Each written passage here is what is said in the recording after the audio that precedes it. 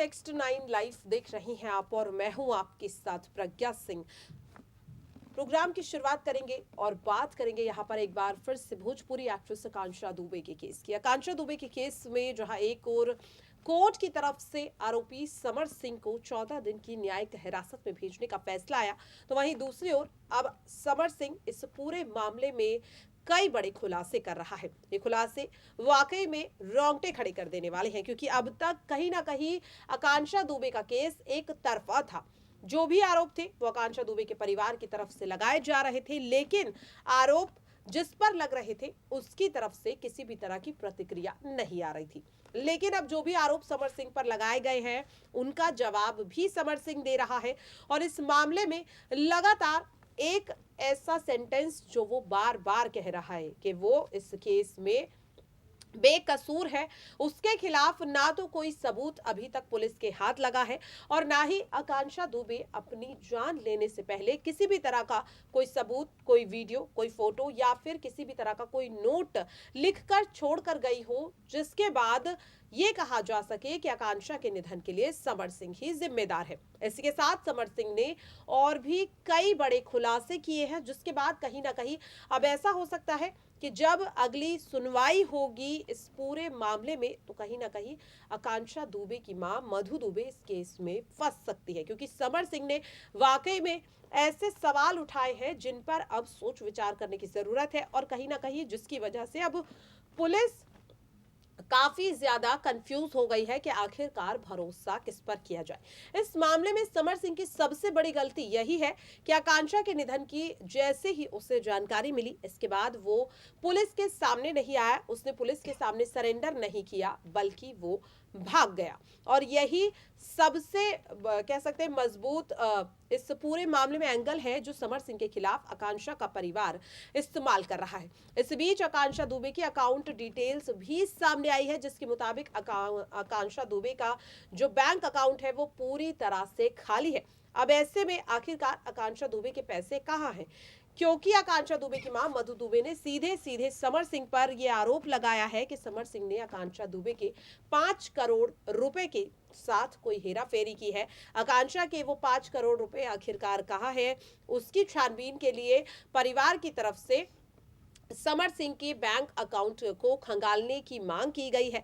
वहीं दूसरी ओर आकांक्षा दुबे की मां ने यह भी कहा है कि समर सिंह के साथ साथ अब इस मामले में समर के परिवार से भी पूछताछ करने की जरूरत है।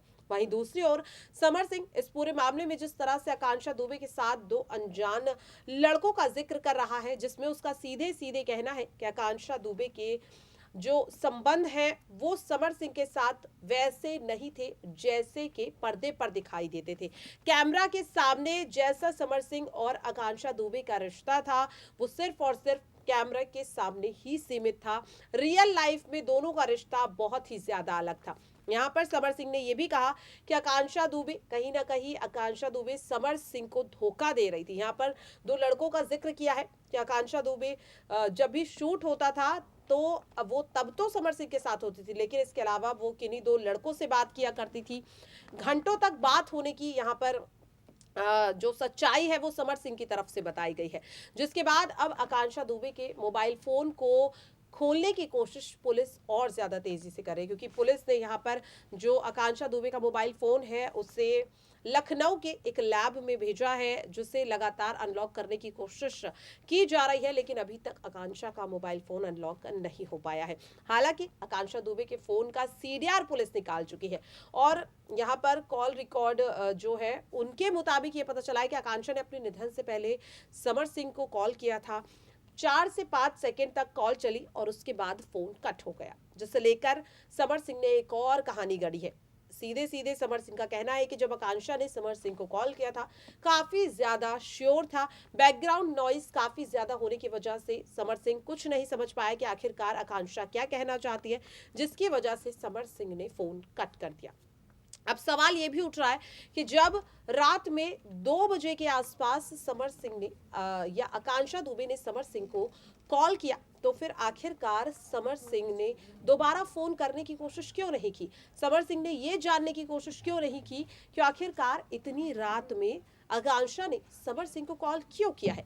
ये काफी ज्यादा बड़ा पॉइंट है और ये चीज समझने की भी जरूरत है कि क्यों इन चीजों को छुपाया जा रहा है। वहीं दूसरी ओर 14 दिन के लिए अब समर सिंह पुलिस रिमांड में रहने वाला है। पुलिस ये पूरी कोशिश करेगी कि समर सिंह से सच उगलवा सके।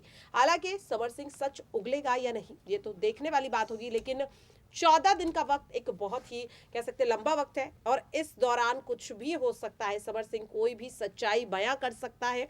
हालांकि अभी तक की पूछताछ में समर सिंह खुद को बेकसूर बता रहा है। लगातार उसका यही कहना है कि आकांक्षा के निधन के लिए वो जिम्मेदार नहीं है।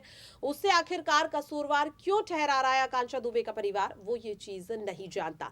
लेकिन उसने ये कहा कि अगर आकांक्षा दुबे ने मेरी वजह से ये कदम उठाया है तो फिर आखिरकार आकांक्षा ने जाने से पहले मेरे खिलाफ कोई सबूत, कोई ऑडियो या फिर कोई वीडियो क्यों नहीं रिकॉर्ड किया। अगर आकांक्षा चाहती तो जब वो लाइव आई थी वो तब भी मेरे बारे में बता सकती थी, लेकिन मेरे बारे में कुछ ना कहना ये साबित कर रहा है कि मैं आकांक्षा दुबे के निधन के लिए जिम्मेदार नहीं हूं। इस तरह की बात कहता हुआ नजर आ रहा है समर सिंह। वहीं दूसरी ओर अगर बात करें तो पुलिस का इस पूरे मामले को लेकर फिलहाल यही कहना है कि वो बेगुनाह। यहाँ पर अगर बात करें पुलिस की तो पुलिस का इस पूरे मामले को लेकर यही कहना है कि इस केस में लगातार छानबीन हो रही है। समर सिंह से पुलिस पूछताछ कर रही है, लेकिन समर सिंह का जो बयान है उस पर अभी भरोसा नहीं किया जा सकता, क्योंकि जाहिर सी बात है कि अगर समर सिंह गुनहगार भी है तो भी वो एक मामूली पूछताछ में सच्चाई नहीं बताएगा। वहीं पुलिस समर सिंह को आरोपी के तौर पर इसलिए भी देख रही है क्योंकि समर सिंह बीते 12 दिनों से पुलिस को लगातार गुमराह करने की कोशिश कर रहा था। उससे पुलिस को गुमराह करने के लिए मोबाइल फोन अपने किसी दोस्त को देकर पुलिस को इधर उधर घुमाने की कोशिश की। साथ ही वो लगातार अपने ठिकाने बदल रहा था। शुरुआत लखनऊ से होती है, लखनऊ से गोरखपुर, गोरखपुर से आजमगढ़, आजमगढ़ से समर सिंह जा पहुंचता है देहरादून और देहरादून के बाद गाजियाबाद और आखिरकार गाजियाबाद में बीते 6 अप्रैल को पुलिस ने धर दबोचा समर सिंह को। इस दौरान भी समर सिंह काफी ज्यादा हैरान था कि आखिरकार इतनी सावधानी बरतने के बाद भी वो पकड़ा कैसे गया। जहां एक ओर पुलिस ने समर सिंह को गिरफ्तार किया तो वहीं दूसरी ओर समर सिंह के वकील ने कानपुर में उसके लिए जमानत अर्जी दाखिल कर दी, जिसके बाद पुलिस को ये पूरी तरीके से भरोसा हो गया कि समर सिंह जानता था कि आज नहीं तो कल वो पकड़ा जाएगा और इसीलिए उसने अपने वकील के साथ मिलकर पूरे कानूनी कागज तैयार करवा लिए थे कि अगर वो पकड़ा जाता है तो समर सिंह का वकील उसके लिए जमानत याचिका पहले ही दाखिल कर दे। लेकिन ये दाव भी समर सिंह का तब फेल हो गया जब पुलिस समर सिंह को गिरफ्तार करने के लिए ही गैर जमानती वारंट के साथ जा पहुंची।